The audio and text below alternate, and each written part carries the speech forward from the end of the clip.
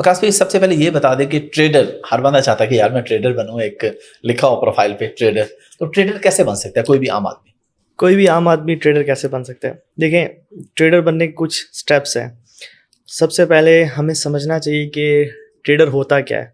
ठीक है, ट्रेडर वो नहीं होता कि जिसको पता हो कि बाय सेल के बटन क्या होते हैं, कि बस बाय का पता है, सेल का पता है और वो बाय और सेल कर रहा हो। बाय और सेल के बटन पता होने से ट्रेडर नहीं बन जाता। ट्रेडर बनता है अपने रूल्स को फॉलो करने से। अब रूल्स क्या होते हैं कि ट्रेडर ना जब ट्रेडिंग सीखता है ना, तो उसमें वो प्रॉपर एक प्रोसीजर से गुजरता है, जिसमें वो चार्ट को रीड करना सीखता है। जैसे आपने देखा होगा कि डिफरेंट जगहों पे लोग चार्ट्स के आगे बैठे होते हैं।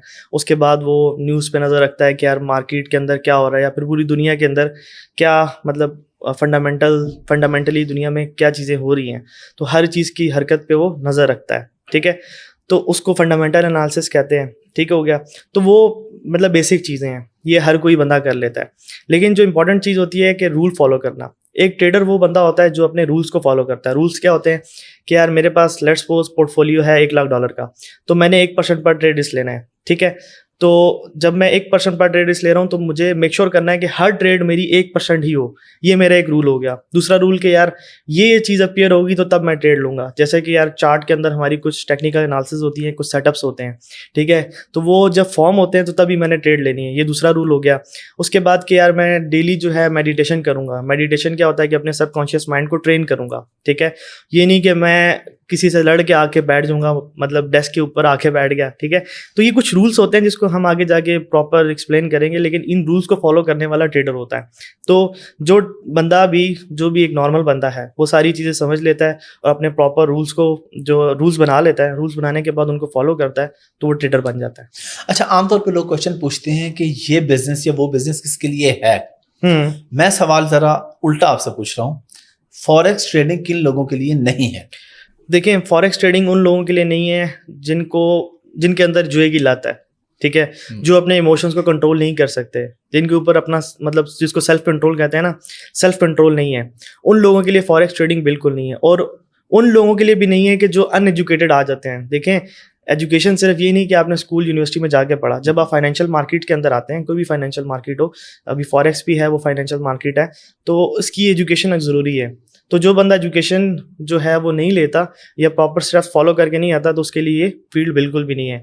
मतलब कि लेट्स सपोज मुझे पता चला कि आज कोई बंदा प्रॉफिट कर रहा है, और मैंने एकदम से मतलब अकाउंट क्रिएट कर लिया, मैंने जाके यूट्यूब पे सर्च किया कि यार ये ट्रेडिंग अकाउंट इस तरह से बनता है, और मैं ट्रेडिंग की फील्ड में आ गया। इस तरह से नहीं होना चाहिए। इस तरह के लोगों के लिए फॉरेक्स ट्रेडिंग नहीं है। पहले आपने सबसे पहले सीखना है फॉरेक्स को। वो आपकी मर्जी है, जहाँ मर्जी से सीखें।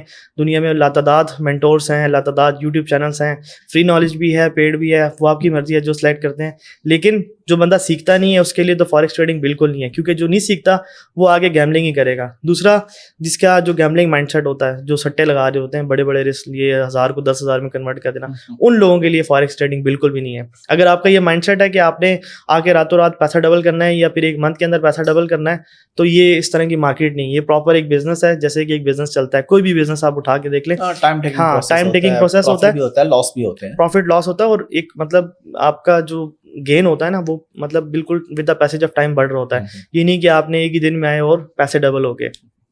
लेकिन यार हम अपने आसपास देखते हैं 90% लोग, आप कह लें 99% अपने आसपास जो हम देखते हैं, जिससे फॉरेक्स किया, जिससे पूछा, वो कहते हैं यार मेरे तो पैसे डूब गए, यार मैंने तो लॉस किया। पाकिस्तान में ऐसा क्यों है? पाकिस्तान में काम करने वाले क्या हर बंदा ही लॉस करता है? पाकिस्तान में जो काम करने वाले जो 99% लोग हैं वो लॉस करते हैं। उसकी वजह ये है, एक वजह नहीं है, काफ़ी सारी वजूहत है।